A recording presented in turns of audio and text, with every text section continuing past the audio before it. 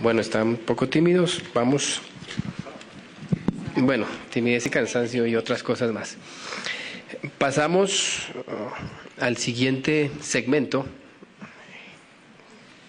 que, planteado a nivel de pregunta, es el siguiente. Un modelo de participación criminal en Latinoamérica. Esta ponencia está a cargo de los doctores Jean Michael Simón y Pablo Galaín Palermo. El doctor Jean Michael Simón es investigador jefe de la sección de América Latina del Instituto Max Planck de Derecho Penal Extranjero e Internacional y coordinador del programa de doctorado de la International Max Planck Research School en Derecho Penal Comparado del Instituto Max Planck y de la Universidad de Friburgo. Ha sido investigador de las Naciones Unidas en Centroamérica en la Comisión para el Esclarecimiento Histórico en Guatemala y Senior Legal Officer de las Naciones Unidas en la Comisión contra la Impunidad en Guatemala. Además, ha participado en varias misiones de consultoría técnica en materia de justicia penal en la región de América Latina de las Naciones Unidas, de la GTZ y de la Unión Europea.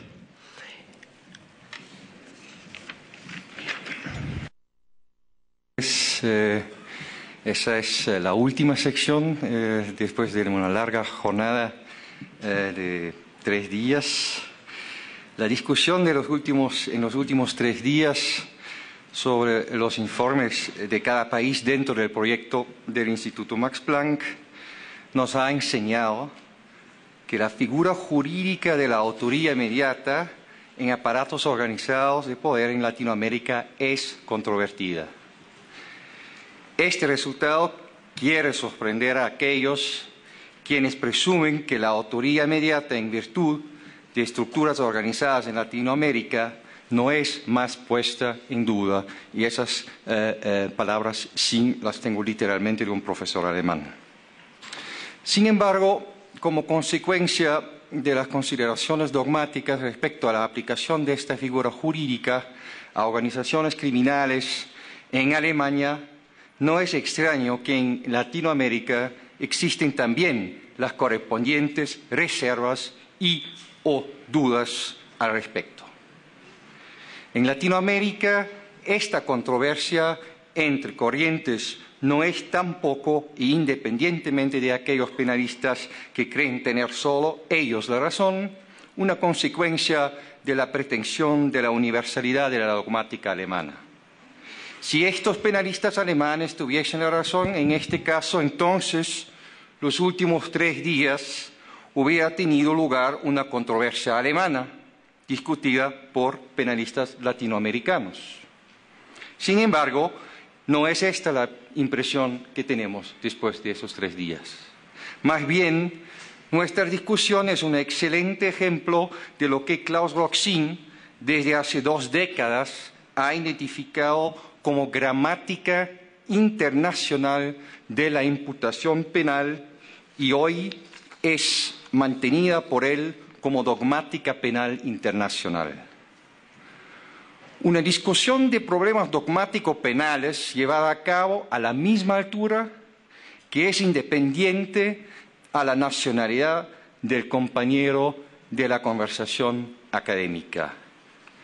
Y como tanto hablamos con Juarez sobre la teoría social de la comunicación, vale la pena mencionar que nosotros hemos analizado los informes de los países y sus respectivos códigos penales en plena conciencia de las limitaciones del conocimiento por el interés propio, ya sea este positivista, funcionalista, político, criminal, o sea crítico, humanista, como en Frankfurt, o de otra índole y o variante presentada en nuestra conferencia. Ahora, para terminar la conferencia, debe interesarnos el valor de nuestra discusión para la hipótesis central de nuestro encuentro. Esto es que los sistemas jurídicos penales de América Latina han desarrollado modelos de participación criminal similares para la imputación de los delitos cometidos en el marco de estructuras criminales organizacionales que indican a un modelo general de imputación en la región. Para establecer esto, debo en primer lugar considerar de manera comparada y con ayuda de los respectivos códigos penales los elementos de estas disposiciones legales que correspondan al modelo. Así, si bien debe ser posible un acuerdo o una comprensión internacional sobre diferentes premisas y concepciones dogmáticas del derecho penal, es necesario, en primer lugar, teniendo en cuenta los principios de la pena, de especificidad y de la prohibición de la analogía, investigar las respectivas reglas penales vigentes como un sustrato de esta dogmática penal.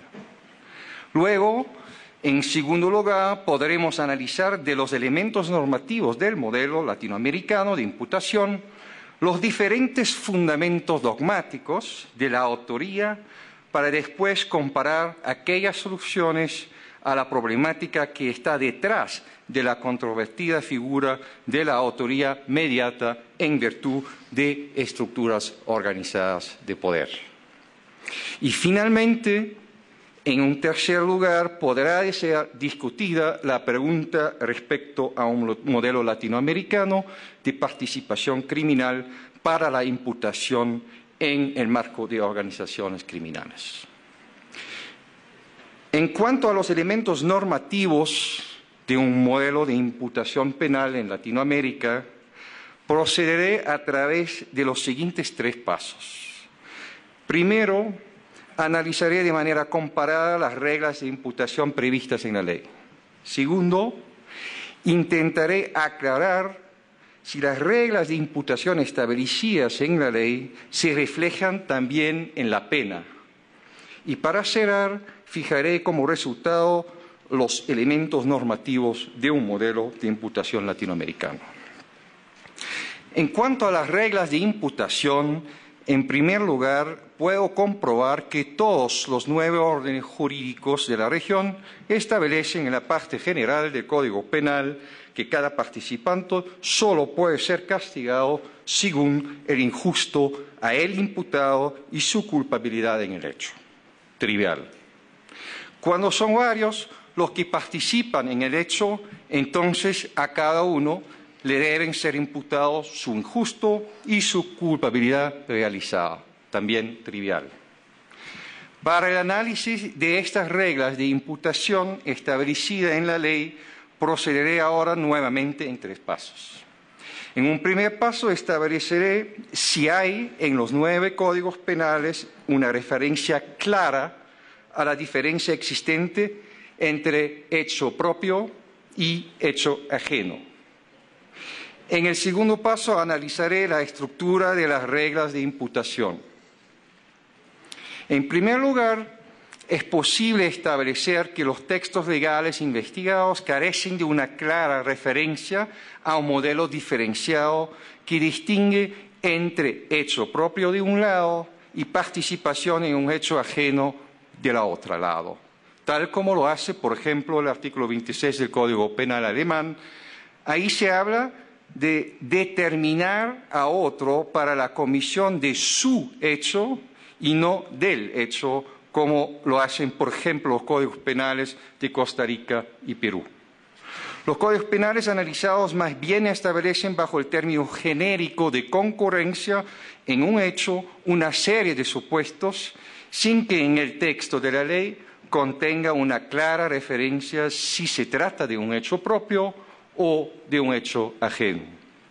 Esto rige para los códigos penales de Brasil, Colombia, Venezuela y Uruguay, como también para el Código Penal mexicano, que sin embargo carece de referencia alguna al concepto de concurrencia. Para prevenir tal error de interpretación, por supuesto, esto no significa que los mencionados códigos penales sigan el concepto italiano del concorso di persone y mucho menos su comprensión dogmática, y eso hemos escuchado a lo largo de los 3 días, al menos en los códigos penales, donde sí podría caber una duda al respecto.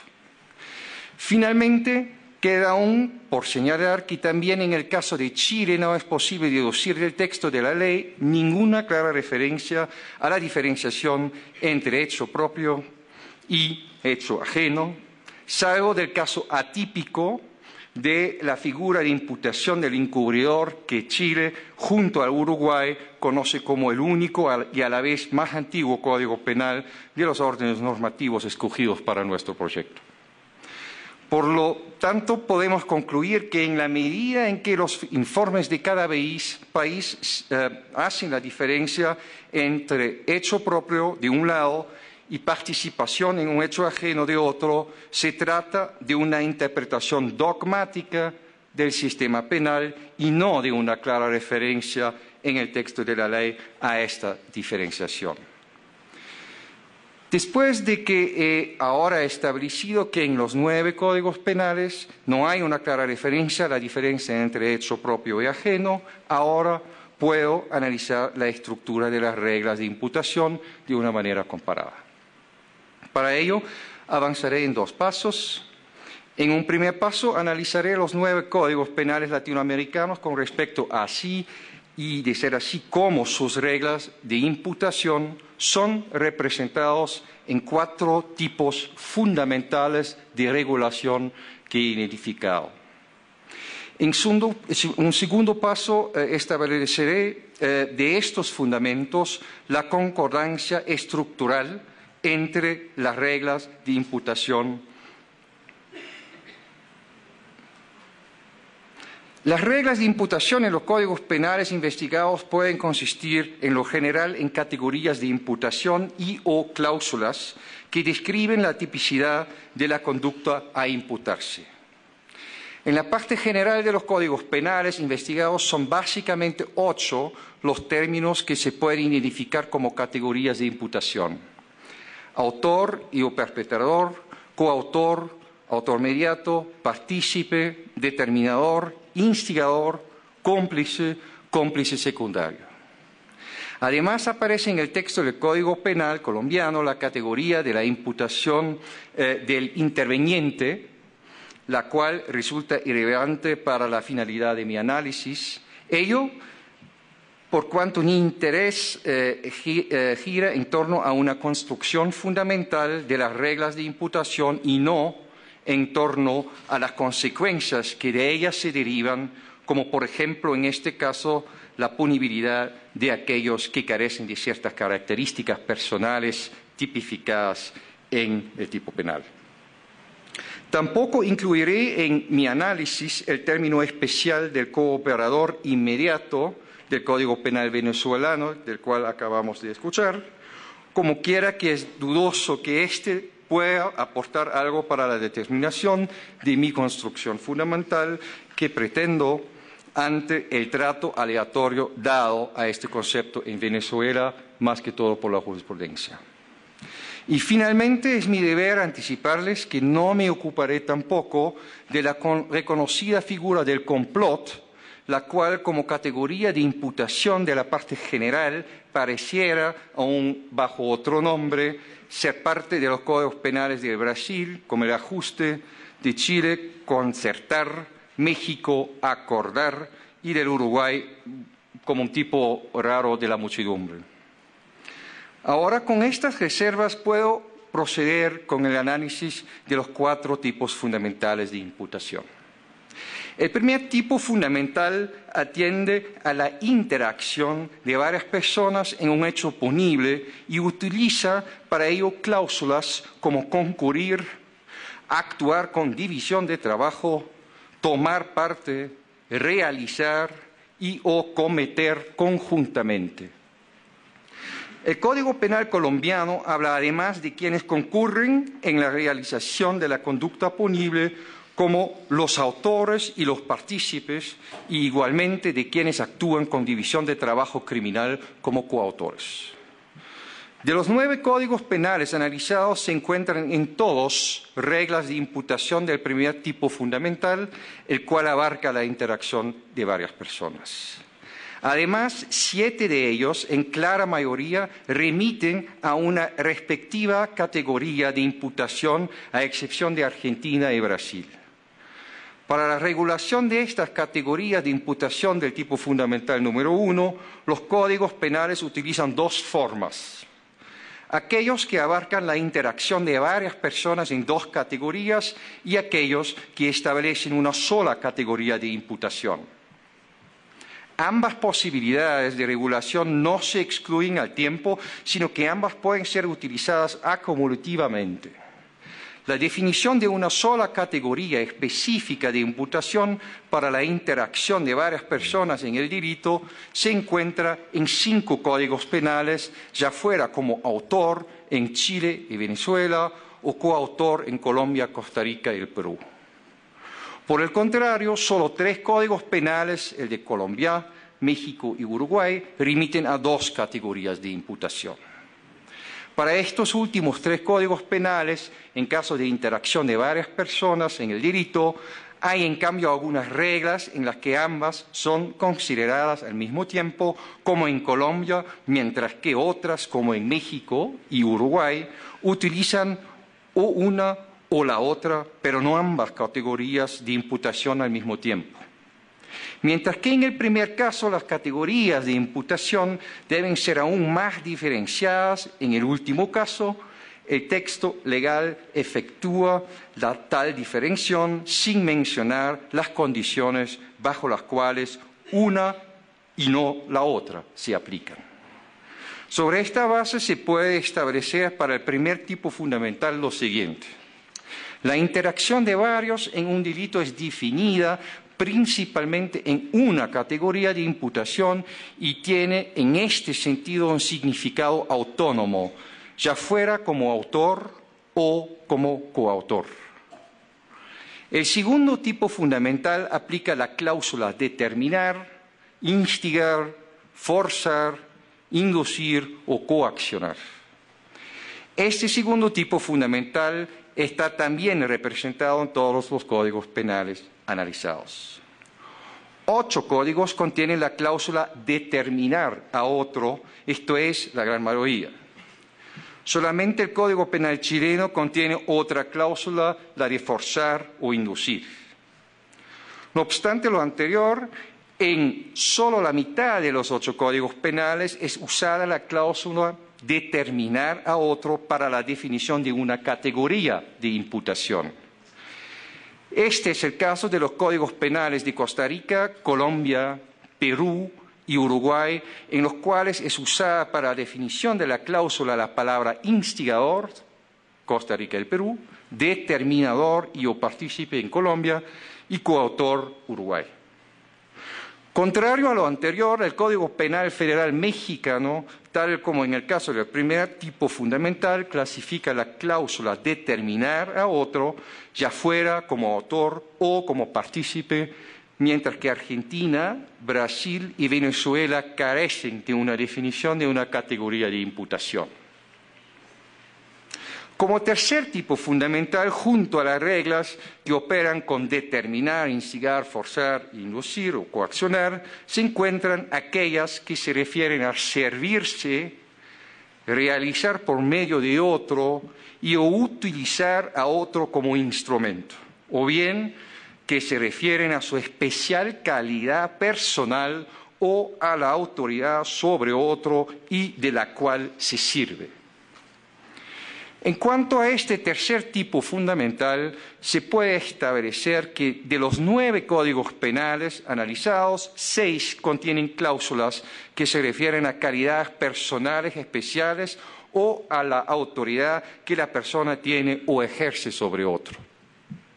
En cambio, los códigos penales de Argentina, Chile y Venezuela no utilizan tales cláusulas.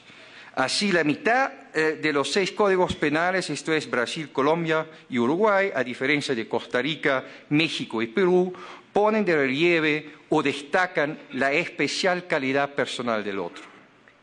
Igual como en el caso del segundo tipo fundamental, Costa Rica, Colombia, Perú y Uruguay, esto es una clara mayoría de los 6 códigos penales, usan las cláusulas del tercer tipo fundamental para la definición de una categoría de imputación para diferenciarlo del instigador, como en Costa Rica, determinador y partícipe en Colombia y coautor en el caso del Uruguay.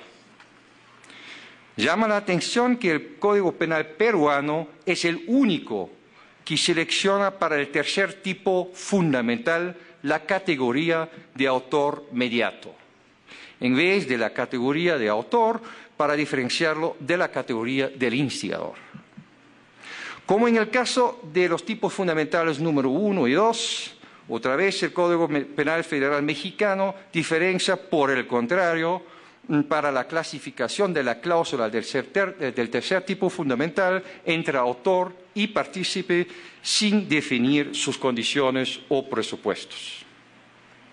Además de México, el Brasil carece también de una definición de una categoría de imputación. Como cuarto tipo fundamental se encuentran en cada uno de los códigos penales analizados cláusulas como auxiliar, cooperar, contribuir, asistir o ayudar. Y estas describen un comportamiento de apoyo antes, mientras y después de la comisión del delito. Para el cuarto tipo fundamental puedo sostener que, como hice en el segundo tipo, todos los códigos penales conocen sus correspondientes reglas generales de imputación. Igual que en el caso de los tipos fundamentales número 2 y 3, la cláusula general de apoyo del cuarto tipo fundamental es usada en Colombia, Costa Rica, Perú y Uruguay, como también en Chile. Esto es 5 códigos penales y con ello también la mayoría de los 9 para la definición de una categoría de imputación de este tipo. La categoría de imputación para estos 5 códigos penales es la del cómplice, donde el Código Penal colombiano la clasifica a su vez en la categoría de imputación de partícipe como genus proximum. Como en el caso de los tipos fundamentales número 2 y 3, el Código Penal Federal Mexicano, otra vez, diferencia entre autor y partícipe para la clasificación de la cláusula del tipo número 4, absteniéndose de definir sus condiciones o presupuestos. Igualmente, Argentina, Brasil, Venezuela carecen de la definición de una categoría de imputación. Los códigos penales de Argentina, Venezuela, Uruguay y Perú poseen además una cláusula de apoyo calificada referida a cuando sin el apoyo no habría podido cometerse el delito. Mientras que el Código Penal del Uruguay elige la categoría de coautor como para la regla de imputación del segundo tipo fundamental, el Código Penal peruano, para diferenciarlo del cómplice secundario de la cláusula de apoyo general, define al cómplice como primario. En el caso de Argentina y Venezuela, por el contrario, carecen completamente de la definición de una categoría de imputación. Del anterior análisis se deduce en relación con las concordancias entre las reglas de imputación establecidas en la ley, entonces, lo siguiente. En principio se puede establecer que los 9 códigos penales analizados para la regulación de la imputación del injusto y de la culpabilidad en el hecho, en el caso de participación de varios en un delito, diferencian por lo menos entre reglas de los tipos fundamentales 1, 2 y 4. Así, el autor y el coautor tienen como categorías del tipo número 1 un significado propio para la imputación frente a las categorías de otros tipos fundamentales. También se puede establecer que los códigos penales de 6 países, esto es Brasil, Colombia, Costa Rica, Perú, México y Uruguay, esto es una clara mayoría de los códigos penales latinoamericanos analizados, diferencian entre la regulación del tipo fundamental 1, 2, 3 y 4. La excepción la constituyen además de Chile, Argentina y Venezuela. Además, 8 códigos penales esto es, casi todos los 9 códigos penales analizados, utilizan determinar a otro como cláusula de imputación del segundo tipo fundamental. La excepción la constituye Chile, que usa, en vez de estos, forzar o inducir. Por su parte, Brasil utiliza, además de determinar, las cláusulas instigar, coaccionar e inducir. Igualmente, es posible señalar que 4 códigos penales, esto es Colombia, Costa Rica, Perú y Uruguay, se han decidido por una diferenciación de sus reglas de imputación del tipo número 2, 3 y 4, así como también por las correspondientes categorías diferenciadas. De esta forma, en cuanto al tipo fundamental 2, Colombia habla del determinador igual a partícipe, Costa Rica habla del instigador, Perú del instigador y Uruguay del coautor. Respecto al tipo fundamental número 3, Colombia habla de autor, Costa Rica utiliza autor, Perú autor mediato y Uruguay autor. Y en cuanto al tipo fundamental número 4, Colombia usa cómplice igual a partícipe, Costa Rica maneja cómplice, Perú cómplice primario y secundario, Uruguay cómplice y coautor. De otra parte, 3 de los 4 códigos penales señalados se han decidido además por una diferenciación según 3 categorías de imputación que a su vez se diferencian de aquellas del tipo número 1. La excepción la constituye el Uruguay. Con respecto a las estructuras de imputación encontradas en los 9 códigos penales latinoamericanos analizados, puede entonces ahora concluir que todos los códigos penales diferencian entre la interacción de varias personas en el delito, el apoyo a otro y por lo menos una otra regla de imputación. Esta otra regla de imputación es en casi todos los códigos penales determinar al otro. La excepción es Chile, que utiliza forzar o inducir. 2/3 partes de los códigos penales analizados se han decidido además por la regla de imputación del aprovechamiento del otro, Brasil, Colombia, Costa Rica, Perú, México y Uruguay, o sea, una diferencia de reglas de imputación en 4 partes. Categorías de imputación definidas conforme a esa diferencia en 4 partes existen en 1/3 de los códigos penales analizados, esto es Colombia, Costa Rica y Perú. Sin embargo, falta en todas las reglas, como he dicho en principio, una clara referencia a la diferenciación entre hecho propio y la participación en un hecho ajeno. Ahora, después de que he constatado que los 9 códigos penales latinoamericanos poseen reglamentaciones diferenciadas para la imputación del individuo, para la imputación individual del injusto y de la culpabilidad realizada, ahora tengo que hacer la pregunta si, y de ser así, cómo esta diferenciación se refleja también en la pena. El resultado llegará a ser, si nos recordamos la exposición introductoria del profesor Silva, poco sorprendente. Salvo el caso especial del Brasil, en todos los códigos penales analizados, los marcos punitivos son idénticos para las reglas de imputación de los tipos fundamentales 1, 2 y 3. Esto es, independiente de cuál sea la regla de imputación que se utilice, el marco punitivo en general en todos los países es siempre el mismo. Lo anterior rige también para las reglas de imputación del tipo número 4, las cuales se refieren a los casos en que sin el apoyo no habría podido cometerse el delito. Solamente para la simple cláusula de apoyo del tipo número 4, en 7 códigos penales y con ella una clara mayoría de los 9 códigos penales analizados, tienen como consecuencia una pena menor frente al resto de las reglas de imputación. Además, en el caso de Brasil y Costa Rica, cuyas legislaciones no establecen el apoyo calificado del tipo número 4, queda a la discrecionalidad del juez la disminución de la pena. Ahora vamos al resultado.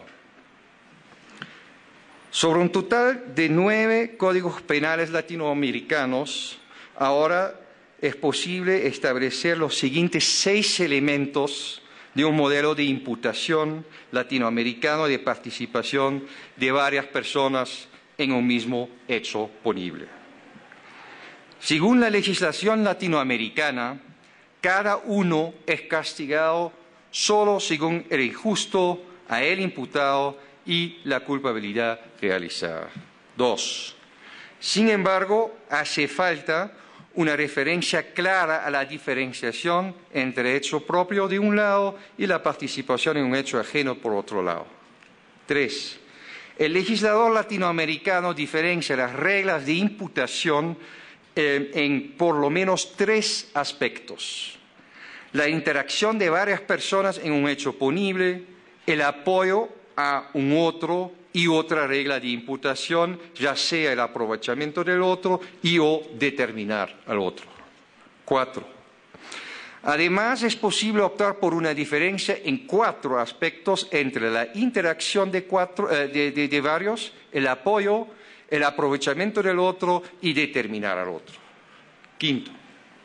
También el legislador latinoamericano ha definido categorías de imputación que se pueden diferenciar unas de otras, en que o bien corresponden a una reglamentación exacta de la imputación o en que por lo menos una regla se distingue del resto, de tal manera que la categoría de imputación se utilice como diferencia específica o como genus proximum, tal como es el caso colombiano. Los marcos punitivos de la legislación penal latinoamericana son fundamentalmente los mismos, independientemente del aspecto diferenciador de la imputación. La excepción la constituye el simple apoyo al otro. Con base en estas conclusiones sobre los elementos establecidos en la ley del modelo latinoamericano, ahora le toca a mi colega Pablo Galain de analizar las diferencias dogmáticas en cuanto al análisis del programa normativo que acabo de explicar.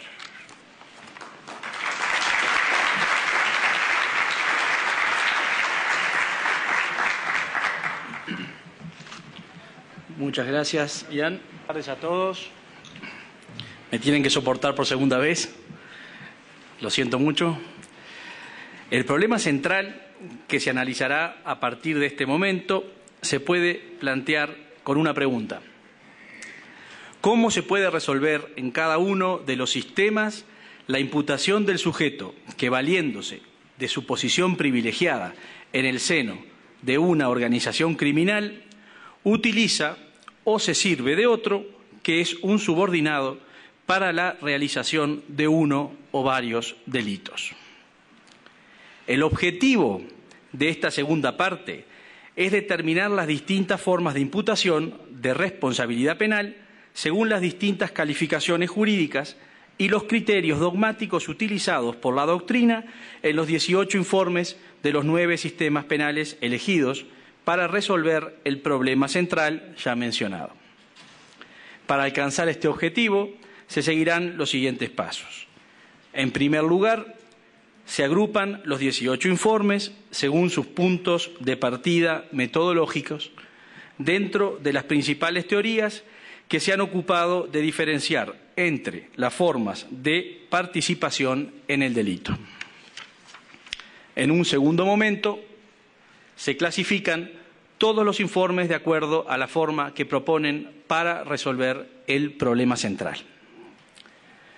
Los puntos de partida metodológicos que siguen las distintas doctrinas para llegar o a un sistema unitario o a uno diferenciador constituyen un elemento caracterizador de una o varias valorizaciones sociales, que es precisamente lo que se quiere determinar a nivel comparado. Precisamente, con la intención de determinar y caracterizar los grandes rasgos y tendencias, es que se ha optado por utilizar la ya conocida agrupación de teorías en formal objetiva, subjetiva y material objetiva. Esta última, a su vez, subdividida en algunas de sus derivaciones en teoría final y las versiones funcionalistas en su vertiente política criminal y normativista. A esta teoría material objetiva pertenece el criterio del dominio del hecho con sus distintas formulaciones, que en líneas generales identifica elementos objetivos y subjetivos que indican que el autor es la figura central o señor del hecho que conduce a la realización del tipo. Dentro de la teoría material objetiva se ubican la totalidad de los informes. Las divergencias se encuentran en los puntos de partida metodológicos asumidos por los informantes. La gran mayoría se afilia a una posición funcional político-criminal o muy cercano a ella, aunque también, en menor medida, hay informes que parten de una posición funcional normativa. Algunos informes asumen conceptos de acción determinados que abarcan desde la teoría final, la acción social, la acción libre o la acción comunicativa de Habermas. No obstante, los distintos puntos de partida metodológicos que inciden en la resolución del problema central, se puede inferir que la visión funcional adoptada mayoritariamente permite diferenciar entre autoría y simple ejecución. Esta visión compartida mayoritariamente, sin embargo, no permite en todos los casos considerar autor a quien se sirve de otro que es plenamente responsable para realizar el delito. A partir de este momento me voy a referir a la forma en que cada informe resuelve el problema central según los parámetros de la doctrina y jurisprudencia de cada sistema penal, agrupando las soluciones según las distintas categorías de autoría y participación y según las tipologías identificadas en la primera parte de esta conferencia por Jan Simon. Un primer análisis de los informes, que no puede considerarse como una conclusión, sino que tiene como objetivo clasificar a las distintas soluciones ofrecidas en los informes, arroja 5 soluciones posibles para resolver el problema central. A saber, autoría mediata por dominio de la voluntad mediante el uso de un aparato organizado de poder.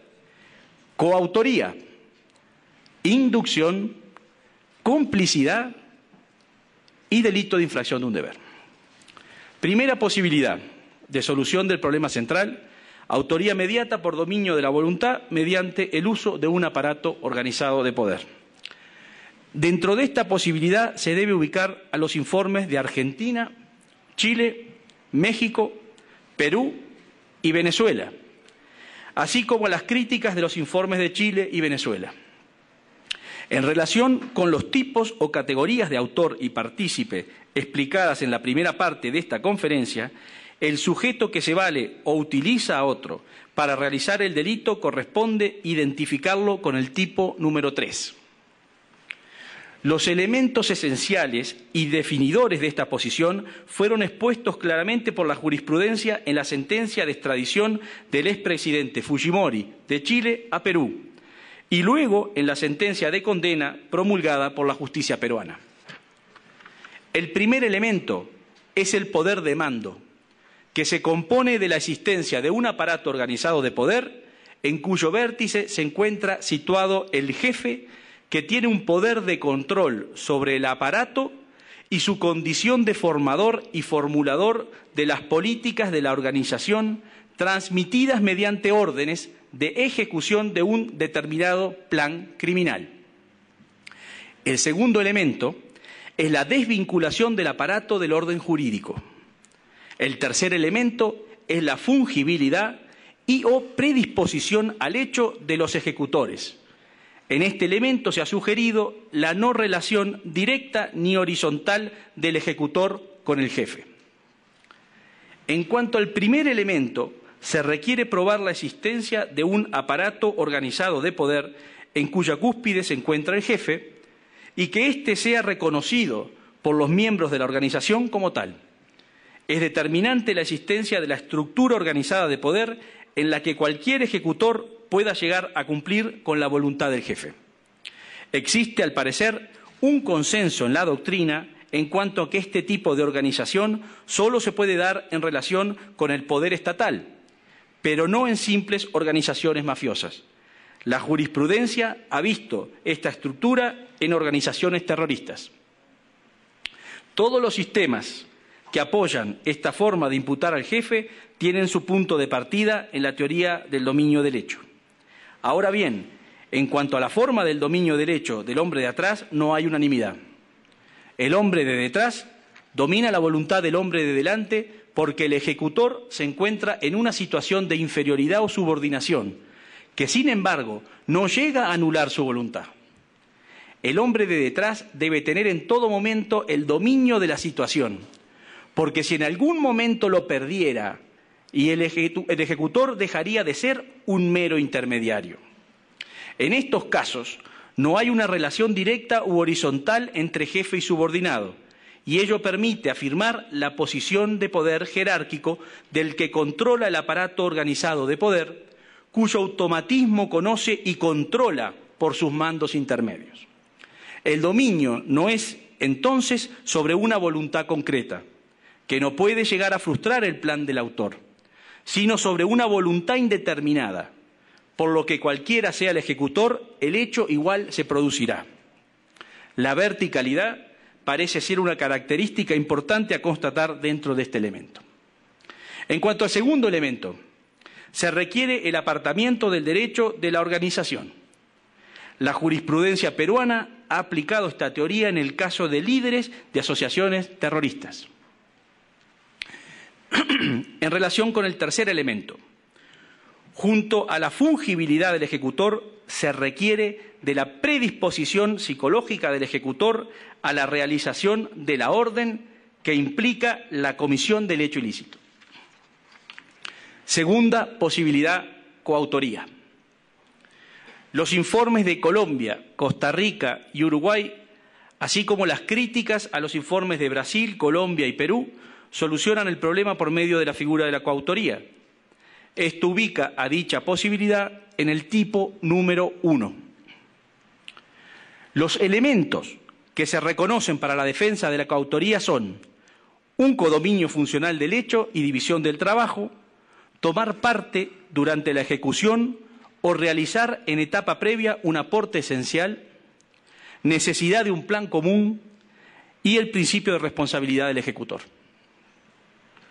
El argumento principal para rechazar la autoría mediata es la condición de autor plenamente responsable en el subordinado que ejecuta o realiza materialmente el delito. De algún modo, la acción libre rompe la cadena causal. El plan común entre el jefe y el subordinado reside en el conocimiento de ambos de que la dirección del aparato ha decidido ejecutar determinado hecho o grupo de hechos. En algún sistema, el Código Penal no admite la posibilidad del autor mediato cuando hay un instrumento doloso. Las influencias a las que se ve sometido quien integra este tipo de organizaciones no elimina su capacidad de responsabilidad, sino que solo lo vuelve más dispuesto que otros a la realización del tipo, lo que contribuye a la probabilidad de concreción de una directiva del hombre de atrás y su dominio del hecho, pero no alcanza para fundamentarlo. Si la ejecución requiere de la pericia o conocimiento especial del subordinado, se rompe el criterio de la fungibilidad y se abre paso a la coautoría. Quienes adhieren a las teorías funcionalistas normativistas parten para atribuir la calidad de autor o de partícipe de los roles sociales y de las competencias. Se niega la posibilidad de que exista un instrumento responsable, porque ello rompe las estructuras dogmáticas con fines político-criminales. La coautoría no se debe interpretar como coejecución del hecho, sino como configuración colectiva del hecho colectivo. No se reniega la defensa de un sistema unitario de autor. en el que cada uno de los intervinientes en el delito responda por su contribución a un injusto colectivo. La responsabilidad individual, es decir, las diferencias entre los partícipes al injusto colectivo, se debe realizar al momento de determinación de la pena. Como contraargumento de la falta de horizontalidad, en la coautoría se sostiene que independientemente de la verticalidad entre jefe y subordinado, el elemento decisivo para la coautoría es la existencia de un plan determinado de acción compartido por todos los integrantes del aparato organizado de poder. Tercera posibilidad de solución del problema central a través de la inducción. Esta posible solución fue sustentada en el informe de Brasil y se ubica tanto en el tipo 2 como en el tipo 3. El elemento que fundamenta la inducción es la falta del dominio del hecho en el hombre de detrás, que permanece en manos del ejecutor. Solo la seguridad de realización del hecho permite diferenciar el dominio del hecho de una mera instigación en la que existe siempre la incertidumbre de que el hecho no sea ejecutado. Se dice que detrás de un autor libre solo hay un instigador y se constata el principio de responsabilidad del ejecutor. Una cuarta posibilidad de solución del problema central sería a través de la complicidad. Esta posibilidad es sustentada en las críticas al informe de Chile y se ubica en el grupo número 4. Los elementos definidores de esta posición son colaboración no esencial en un hecho ajeno, falta de dominio del hecho, principio de responsabilidad del ejecutor. En algunos sistemas, la inducción tiene que ser directa, de modo que no se admite la inducción en cadena. En las críticas al informe chileno se dice que cuando no puede existir inducción, en el caso concreto, debe considerarse la participación punible en el delito por medio de una complicidad, como se puede apreciar en el caso del jefe de la red criminal compuesta por civiles, que era A3, para recordarles el caso 2. Quinta posibilidad de solución del problema central. Autoría por infracción de un deber. En el informe de Chile se sugiere la posibilidad de considerar al jefe responsable directo de los delitos o crímenes de sus subordinados por infracción de un deber de vigilancia. En las críticas al informe se dice: no se explica para qué recurrir a la infracción del deber si la solución puede provenir de la comisión por omisión. La infracción del deber de vigilancia se agota en sí misma y no permite la imputación del delito final de los subordinados.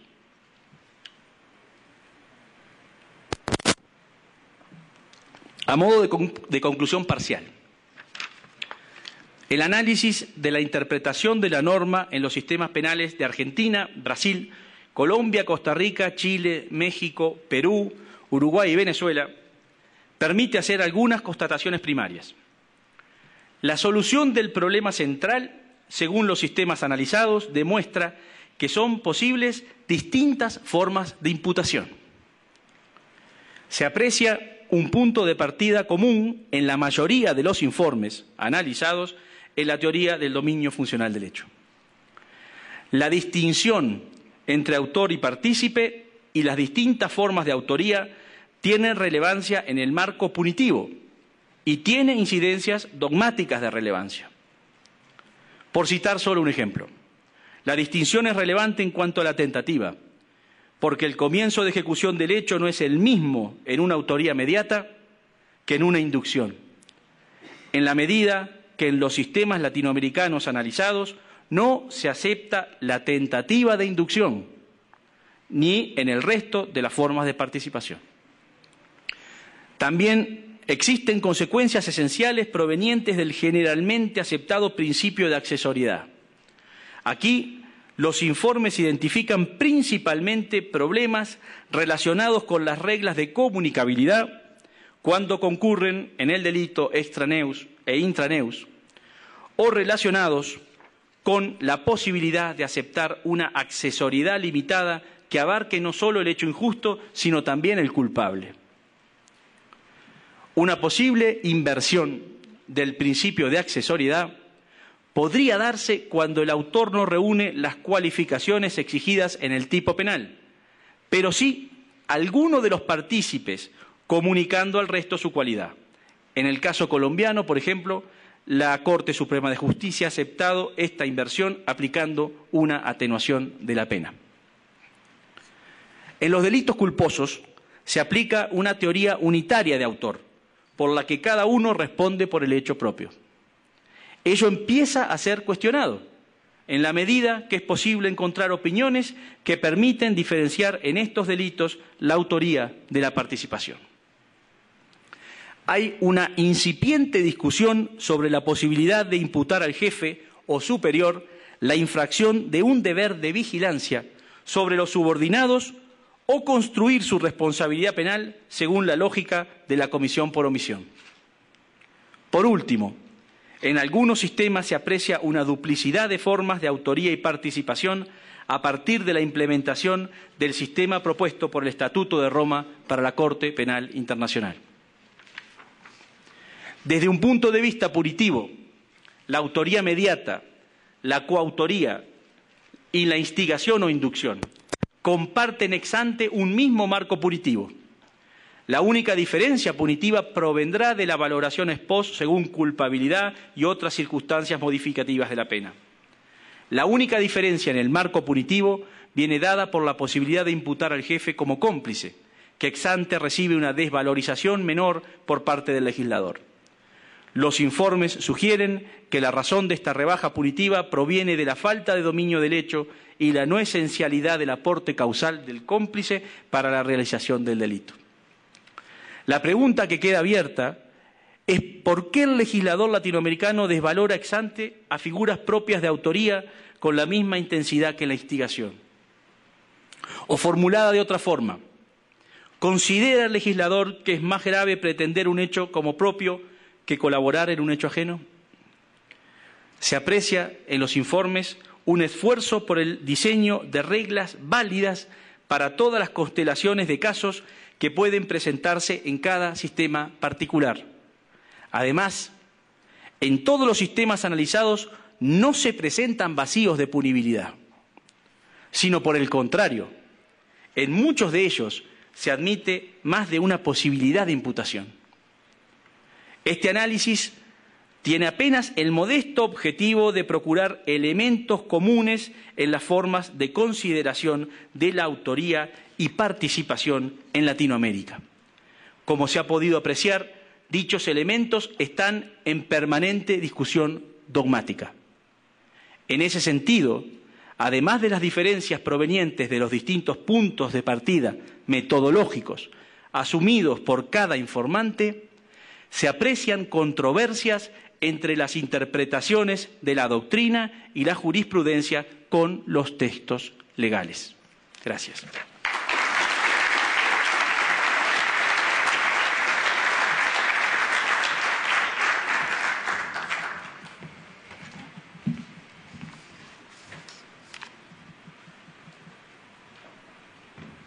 Bueno, y para no aburrirnos, voy a ser bastante corto, planteando una conclusión quizá decepcionante, pero yo creo que ante la conclusión de él, mi conclusión y las discusiones diversas que hemos tenido, la decepción no va a ser tan grande. Porque la pregunta si es posible presentar un modelo latinoamericano de participación criminal es una pregunta abierta. Nosotros obviamente no pretendemos aquí ejemplificar un propio modelo de participación criminal para Latinoamérica, sino más bien la intención de nosotros ha sido un modesto aporte de sistematización tanto del programa normativo legislativo como de su interpretación dogmática y a su vez cruzando, ¿se recuerdan? Del cuadro aquí a mi lado izquierdo, de ambas posiciones, de ambas perspectivas. Y obvio que para ello no se trata de llegar ni a consensos ni a mayorías, ¿no? Ya que estos se reservan a procesos políticos como por ejemplo en Naciones Unidas o la Unión Europea. En la ciencia no se trata de consensos ni de mayorías, sino del mejor argumento. Hemos escuchado varios buenos argumentos, empezando con mi discrepancia con Juarez en cuanto a bases bastante filosóficas que van a la epistemología incluso, que a su vez tienen obviamente una implicación en una determinada teoría de acción, que a su vez tienen obviamente después una implicación para un determinado sistema de imputación, pero eso obviamente son argumentos. Y con esto cierro nuestra intervención, la de los dos, y abro para una breve discusión, si es que hay todavía tiempo para una breve discusión de cómo podemos seguir esa discusión o cuáles podrían ser las posiciones diferentes que pues, por ejemplo, no han sido abarcados aquí, ¿no? Que yo dudo, pero quizá, ¿no? Entonces el pleno está abierto para unos pequeños statements.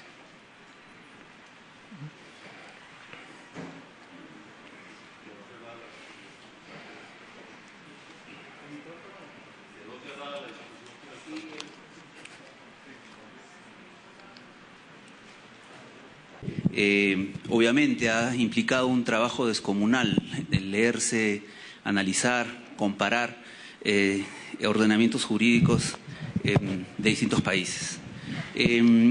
Puntualmente, dos, no sé si observaciones o quizá haya entendido mal lo que se ha expuesto en cuanto a la descripción de lo común, de algunas cosas comunes a los ordenamientos jurídicos. Y la primera sería en referencia a la constatación de una falta de clara diferenciación entre autoría y participación, o sea, una teoría diferenciadora en nuestras legislaciones penales. A mí me parece que ya el hecho mismo de que se regule en la parte general autoría en un artículo con algunos párrafos y participación por separado. Y bueno, no puedo extenderme en cada uno de los elementos que podrían variar en cuanto a terminología en una u otra legislación, pero me parece que sí hay una clara posición de nuestras legislaciones, no sé, por lo menos de la mayoría de ellas, en cuanto a la diferenciación, ¿no? Yo creo que ahí hay un elemento común, que después no sean idénticas, ¿no?, en cada una de ellas, bueno, es posible, ¿no? Pero yo creo que ahí sí hay un elemento común. Y en cuanto a la identidad del marco punitivo constatado, por lo menos para autoría, para instigación, determinación o inducción, como se llame, y para parte de la complicidad, como la complicidad primaria, efectivamente el marco penal es idéntico. En esto tampoco hay diferencias con Alemania, que no tiene la distinción entre complicidad primaria y secundaria, pero sí complicidad. Y se ha dicho en la doctrina que esto está bien que sea así. Que está bien que sea así porque dentro de ese marco penal, según el mayor o menor injusto de cada uno, ¿no?, podría darse, el juez podría finalmente aplicar una pena distinta, como se ha visto en el caso Fujimori, en el primer caso Fujimori, ¿no?, que mencioné y que me pareció interesante por eso. En ese caso Fujimori, recuerden ustedes, en el cual a Fujimori se le penó con el mismo marco penal que al ejecutor directo, como inductor, instigador del delito de usurpación de funciones a mayor pena que al que ejecutó, efectivamente, ¿no? Y yo creo que esto tampoco está mal. Pero lo que sí me parece mal de algunas de nuestras legislaciones es que no haya un marco penal para el partícipe en delitos especiales, ¿no? En el caso peruano es evidente, no existe un marco penal para el partícipe, el extraneus, en delitos especiales, como por lo visto ha sido solucionado, según la exposición de Pablo Galaín, a través de la jurisprudencia colombiana, ¿no? Creo haber entendido eso, ¿no? Que parece que sí ha habido. Y en otras legislaciones parece que sí hay ese marco expreso. Bueno, y por último, a mí no me parece, no estoy de acuerdo con la decepción. Yo no estoy decepcionado. Yo creo que aquí, será porque soy latinoamericano o peruano, que a diferencia, perdonen, no sé, en Alemania se dice mucho, vivo en Alemania, se dice mucho que el alemán tiende a ver el vaso, ¿no?, mitad vacío en vez de verlo mitad lleno. Entonces a mí me parece que sí se tiene algo en común de lo cual se podría partir para buscar alguna solución conjunta. Bueno, eso es todo. Perdón. Vamos uno por uno. ¿Puedo decir algo? ¿Sí? Si es una pregunta, mejor lo hacemos consecutivamente. No es pregunta. Okay. Bueno, la conclusión de ustedes dos, naturalmente casi que deja la discusión cerrada. Uno puede o no coincidir con la forma como ustedes han encuadrado las posturas que se asumen en cada uno de los informes. Yo podría hacer alguna réplica, pero me parece que no es esta la oportunidad. Sin embargo, quiero llamar la atención sobre lo siguiente. Nosotros podemos perfectamente debatir en torno a un modelo teórico de participación criminal y seguramente podríamos avanzar bastante. Las legislaciones requieren ser profundizadas y se hace indispensable entonces seguir jalonando el modelo. Ese es un trabajo académico, desde luego muy importante, pero como latinoamericano me preocupa enormemente la existencia de un modelo no teórico, sino práctico. Mi conclusión es que el modelo práctico dista mucho del modelo teórico que aquí se ha expuesto. El modelo práctico es un modelo propio de un derecho penal expansionista. Es el propio de un derecho penal autoritario. A lo largo y ancho del continente latinoamericano estamos viendo condenar a las personas. No quiero decir que sus crímenes no sean muy graves, que no sean atroces, pero los estamos viendo condenar acudiendo a formas de responsabilidad objetiva. Los estamos viendo condenar violentando el principio de dignidad de la persona humana, violentando el principio de legalidad, violentando el principio de culpabilidad y, lo que es más grave, en muchos de esos casos, sin pruebas. Me parece que el proyecto del Max Planck tiene que mirar también el modelo que yo llamaría práctico, no solo el modelo teórico. Esa es, a mi modo de ver, la disyuntiva y creo que en esa dirección es que tenemos que avanzar. Muchas gracias.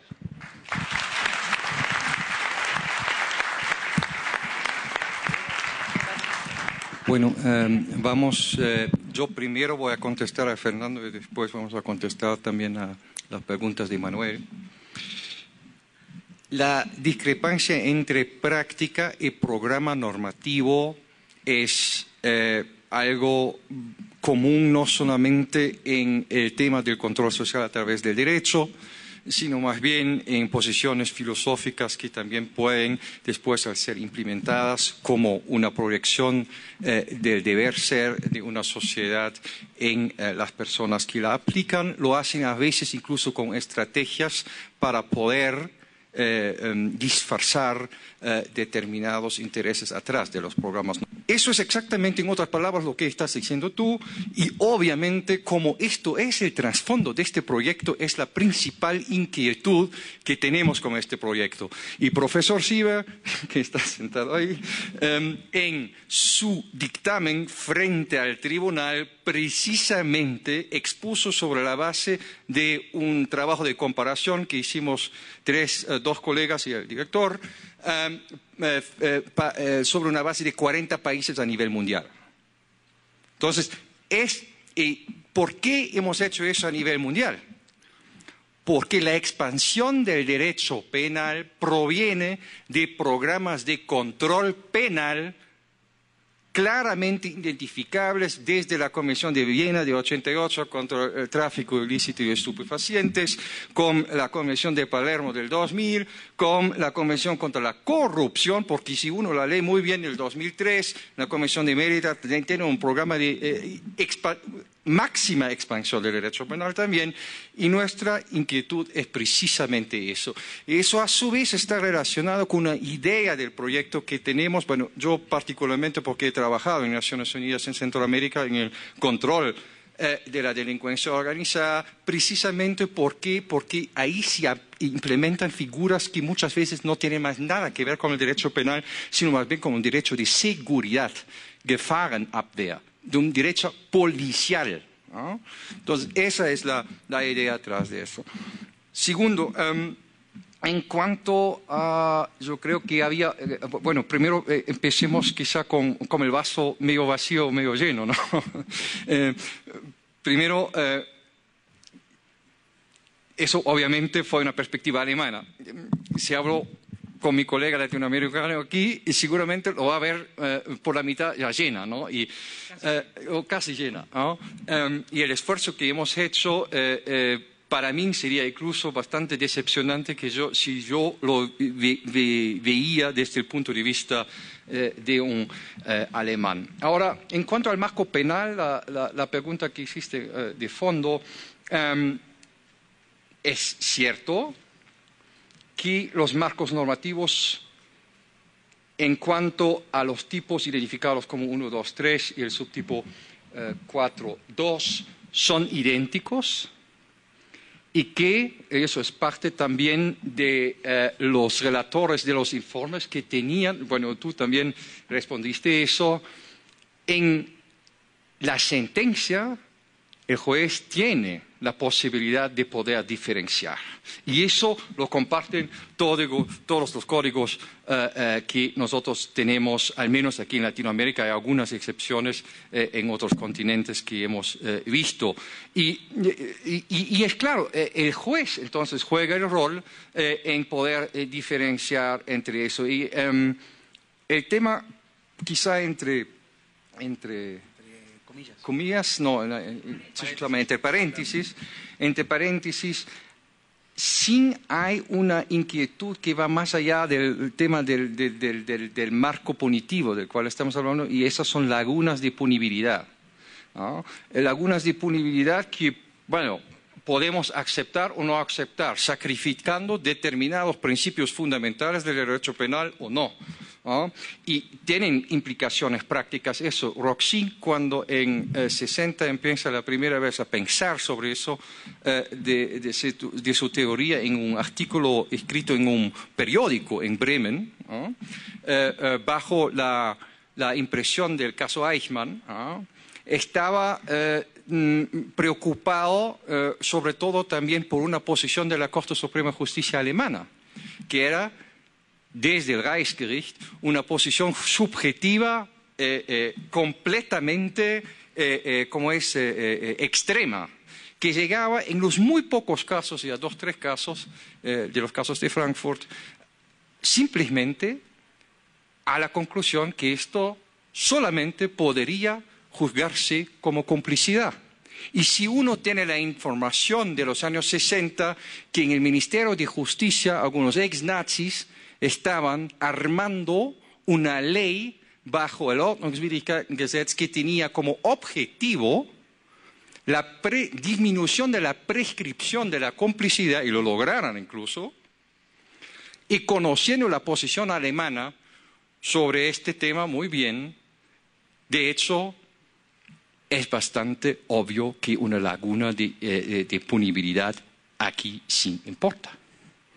Y es una diferencia si nosotros partimos de una determinada posición que llega a la conclusión complicidad o no. Y de hecho, en 2 casos, en Frankfurt, la gente fue absuelta, y gente bastante gruesa, por esa posición. Último punto. En cuanto a la diferenciación entre el hecho ajeno y el hecho propio en los códigos penales. Lo único que decimos, obviamente, que no era una clara diferencia.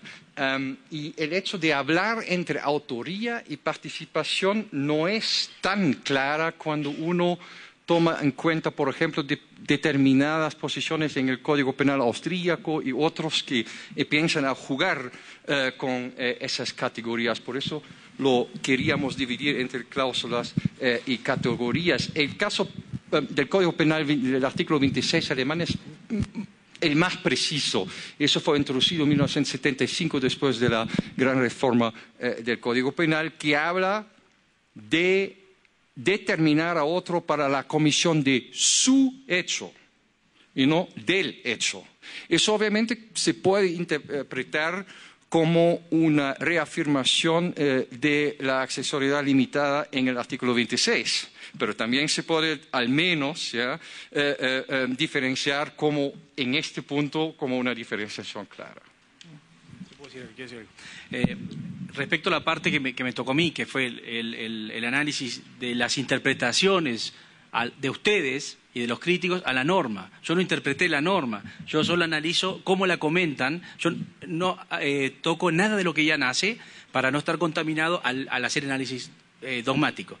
El punto de partida mía era justamente, primero, no valorar, jamás valorar lo que hicieron los demás, o sea, solamente extraer de ahí los elementos de cada una de las fundamentaciones de la imputación posible, y luego comentar esas interpretaciones de los sistemas y tratar de clasificarlas según teorías y luego en los grupos identificados en la primera parte.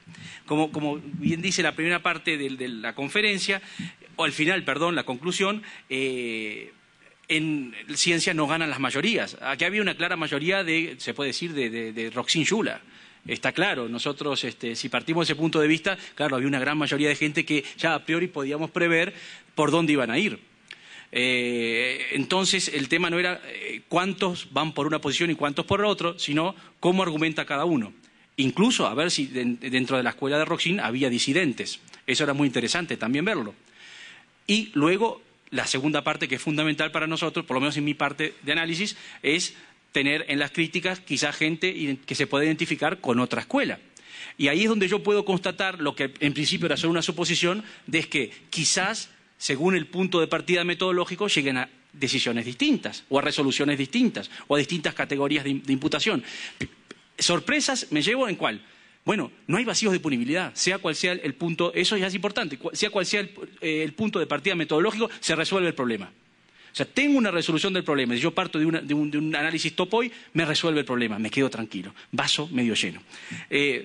Claro, no puedo decir de ninguna manera conclusiones absolutas, jamás, porque no las puedo cuantificar de esa forma. Está claro aquí, se aprecia un punto de partida común en la mayoría de los informes analizados en la teoría del dominio funcional del hecho, pero no en todos. En la casi totalidad sí, pero no en todos. Tengo informes también que abogan por una concepción que puedo llamarla unitaria, porque incluso uno de las críticas, que es la de Jessy Reyes, habla directamente, a mí no me molesta que lo llamen unitario. Es una concepción unitaria. Si no se diferencia en el injusto, si hay un injusto colectivo, si no se diferencia participación causal de cada uno para valorar el injusto, y luego en una segunda etapa vamos a ver si es injusto, dentro del marco del injusto colectivo, recién la responsabilidad de cada uno individualmente, pero solo en ese marco de análisis, bueno, yo no tengo una diferenciación de punto de partida. Yo tengo un injusto colectivo. Entonces yo no puedo decir que hay una clara diferenciación. Yo no hablo de normas, hablo de interpretaciones de los textos. No puedo decir que hay una mayoría absoluta que está de acuerdo que hay una diferenciación clara entre hecho propio y hecho ajeno. No puedo, estaría falseando las conclusiones. Por eso es muy importante saber cuál es mi punto de partida metodológico para interpretar esto y clasificar. No valorar primero, no tomar resoluciones por mayorías, sino por argumentos. Y esos argumentos son los que no me permiten tener conclusiones absolutas.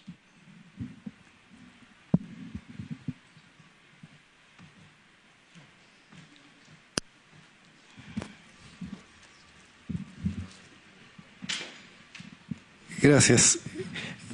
Bueno, me parece que hicieron un excelente trabajo los dos, realmente, los felicito.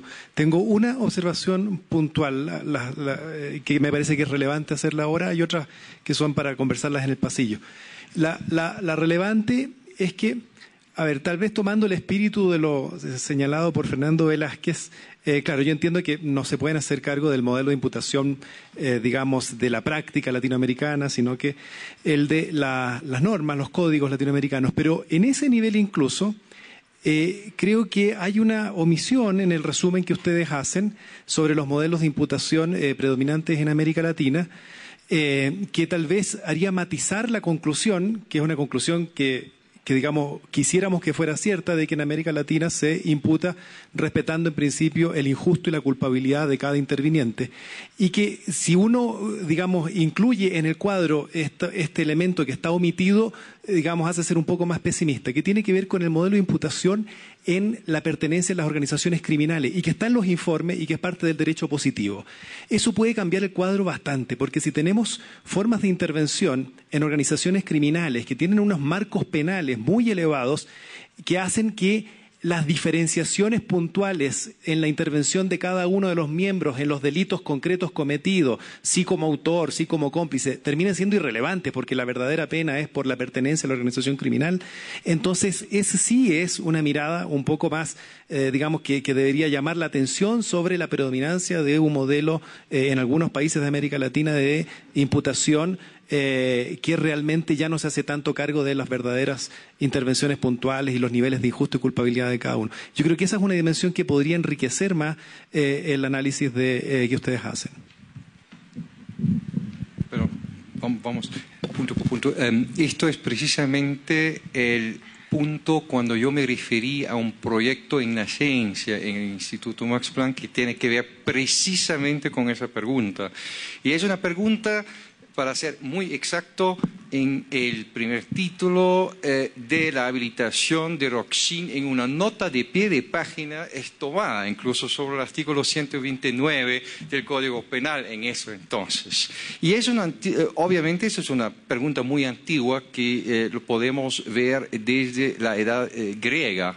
El simple hecho de pertenecer a un grupo hace con que se genera un peligro. Obviamente, es derecho policial, ¿no? La generación de peligros genéricos, ¿ya? ¿No? Y obviamente esto también a su vez nos lleva a un tipo unitario de autor, solo que esta vez eso está definido en la parte especial.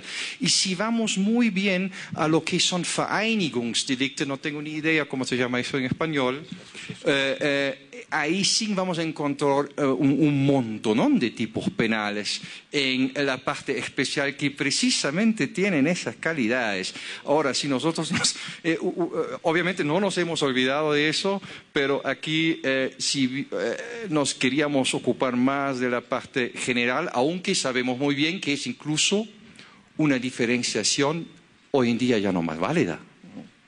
Yo tengo que admitir una cosa, yo quizá lo que sí puedo haber omitido es que la peligrosidad también juega un rol y que no solamente injusto y culpabilidad determinan, por eso dejo abierto y digo, y otras cualidades o agravantes o atenuantes o otras condiciones, la peligrosidad la dejo ahí, no le quise dar ese rol que lamentablemente quizá la práctica sí la tiene, pero en los discursos de los informes no aparecía tan claro, salvo en el de Argentina. En la Argentina sí, hay un tratamiento específico a la peligrosidad. Eso sí, lo puedo agregar. Última pregunta. ¿Puedo?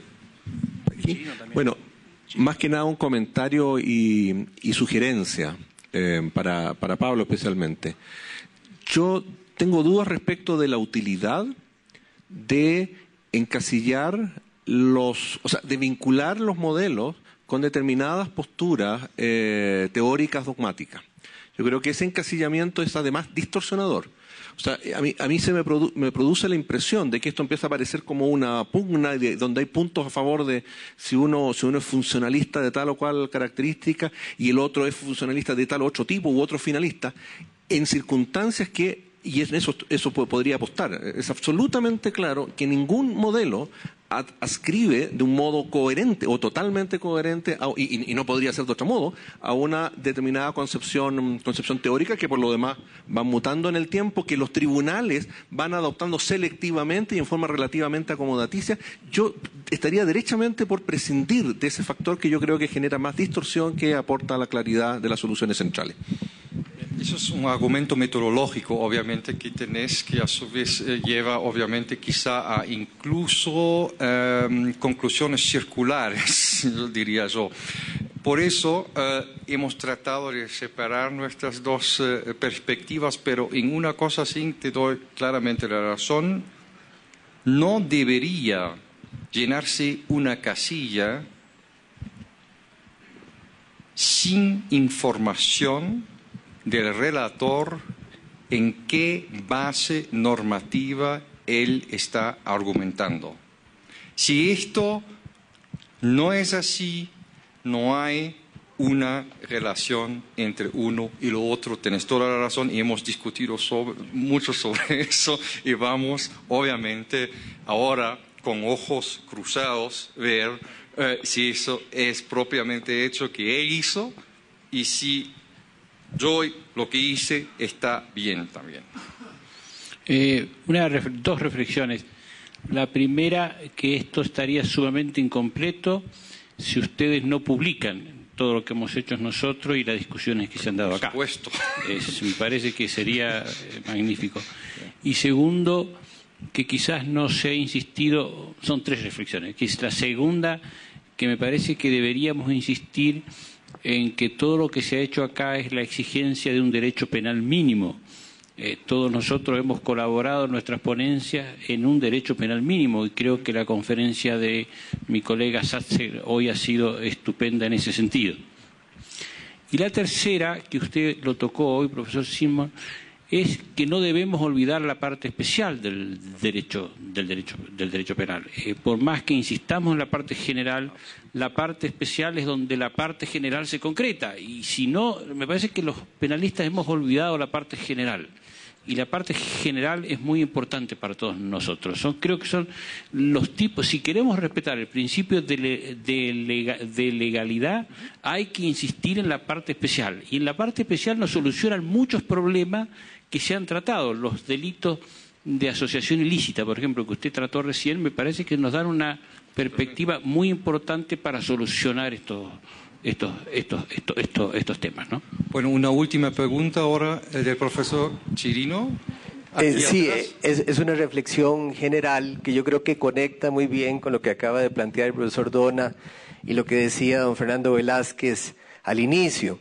Yo creo que si le hacemos caso a las tendencias hacia la construcción de un derecho penal intercultural, un interculturelles Strafrecht, que es, digamos, una aportación interesante y un vistazo general a la posibilidad de construir una cultura jurídico-penal en América Latina, concretando eso en los modelos de autoría y participación, probablemente la conclusión de una comparación como la que ustedes están haciendo no es una comparación escéptica, sino que es una comparación que nos lleva a preocuparnos por la forma en que el legislador, no importa el modelo normativo que escoja, está resolviendo los problemas de manera similar, precisamente provocando que no haya lagunas de punibilidad. Esto quiere decir que probablemente las formas de autoría y participación tienen que dejarnos la sensación de que no importa cuál sea la estructura normativa, el legislador se ha encontrado la manera, ya sea por vía de parte general o como lo hemos demostrado en Costa Rica, por vía de la parte especial, siempre se van a resolver los problemas, incluso aquellos de estructuras organizadas de poder. Eso probablemente, junto con el debate que hubo con el profesor Juárez, que me llenó de ilusión porque yo había perdido toda esperanza de encontrar un ambiente de discusión dogmático donde nos apartemos de la mera dogmática y hagamos un poquito de derecho penal humanista y democrático, en donde se pueda hacer una explicación de esas lagunas de punibilidad, no precisamente porque estas no quedan, sino porque no quedaron. Y creo que es ahí donde probablemente el informe del Max Planck podría enriquecernos. No tanto por porque eso que llamaba don Fernando Velázquez el derecho penal de la realidad o la aplicación del modelo realista de lo que los jueces estamos haciendo en nuestras sentencias sea importante, porque yo creo que hay una distancia entre lo dogmático y lo práctico aquí, sino precisamente por lo otro, por la parte político-criminal. Si a eso le damos importancia, probablemente el informe que haga el Max Planck alerte a los legisladores de que el camino que han seguido, tarde o temprano, nos tenga ya introduciendo en nuestra parte general una joint criminal responsibility, ¿verdad? Una ampliación total de la responsabilidad penal vía una autoría en donde cabe cualquier cosa. Quiero hacer esa advertencia. Muchas gracias. Bueno, muchas gracias, doctor Chirino. Yo creo que con esas palabras está abierta una discusión y un impulso incluso hacia nuevos proyectos en materia no solamente de autoridad de participación, sino más bien lo que podría abarcar toda la parte general de los códigos penales latinoamericanos y las relaciones que tienen estas partes generales con diferentes fenomenologías y manifestaciones de lo que usted acaba de señalar en la parte especial. Pido ahora al director del Instituto Max Planck, profesor Siva, y al director del Departamento de Derecho Penal de la Universidad, Sergio Arboleda, doctor Velázquez, al podio para las palabras de clausura de nuestro evento. Además, pido a la vicesecretaria general de la Alexander von Humboldt, doctora Janetzke, a juntarnos aquí en el podio.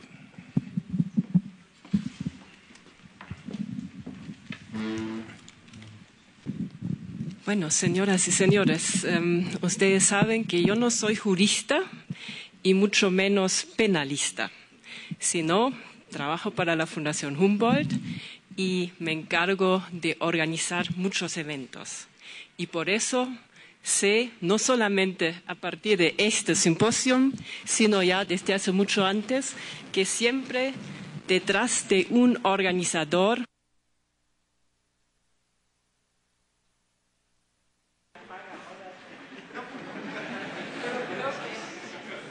quisiera decir que detrás de cada organizador siempre hay otro organizador.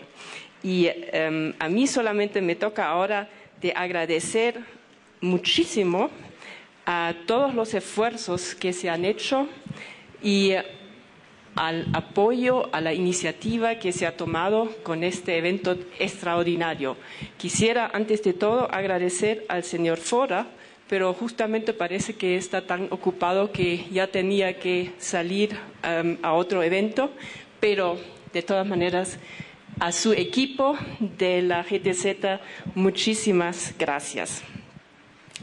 El otro equipo que está detrás del equipo de los investigadores son los dos jóvenes, podría decir, Jan Michael Simon y Pablo Gaello, y quisiera realmente agradecerles porque he visto todas las caras tan felices afuera con los documentos. Ellos, los que han trabajado aquí, no reciben documentos, pero sí un pequeño regalito firmado por Alejandro de Humboldt. Muchísimas gracias por todos los esfuerzos.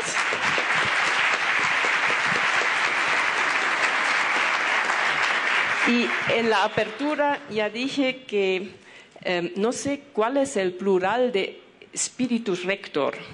Spiritus rectores, tal vez. Hay dos personas claves que representan la universidad que nos está hospedando y es la doctora Claudia López, y tengo dos cositas para ella, porque en primer lugar algo muy útil que es un laser pointer y poco de música de Beethoven, porque ella ha pasado una parte de su vida en Bonn, donde también nació su hija, y quisiera agradecer muchísimo por todo el el esfuerzo.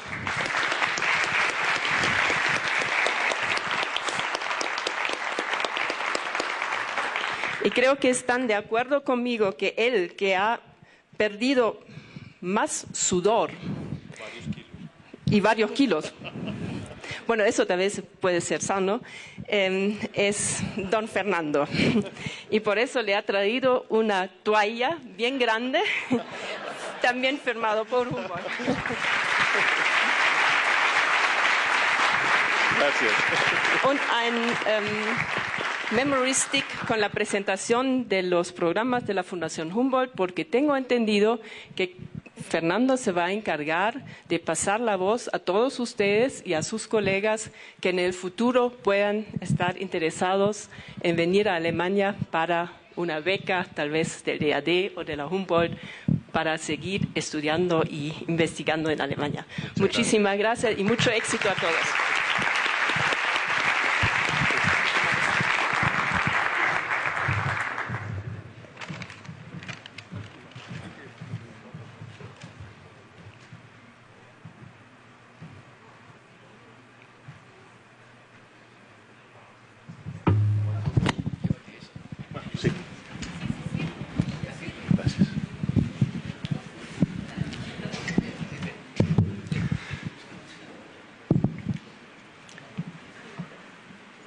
Muy buenas noches a todas las damas, los caballeros presentes, naturalmente incluida la mesa de clausura.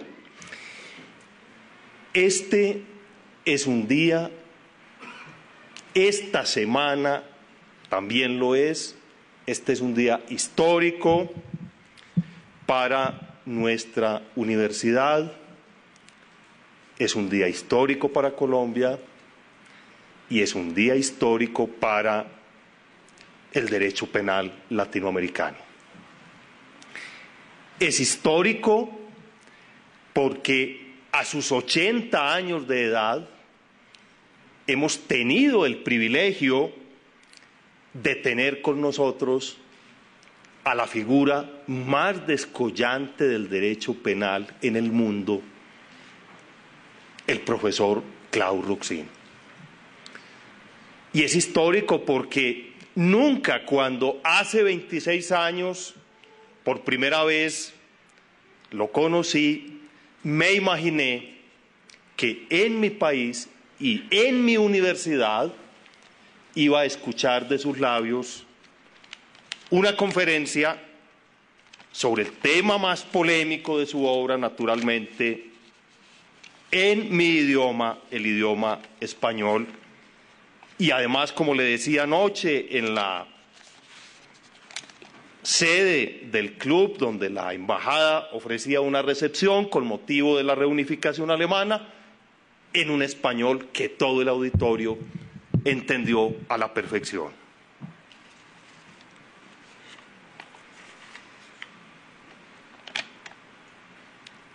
Naturalmente, también es un hecho histórico el que por primera vez, desde que fui becario del Max Planck en el año 1981, este instituto tenga una presencia actuante y viva en Latinoamérica.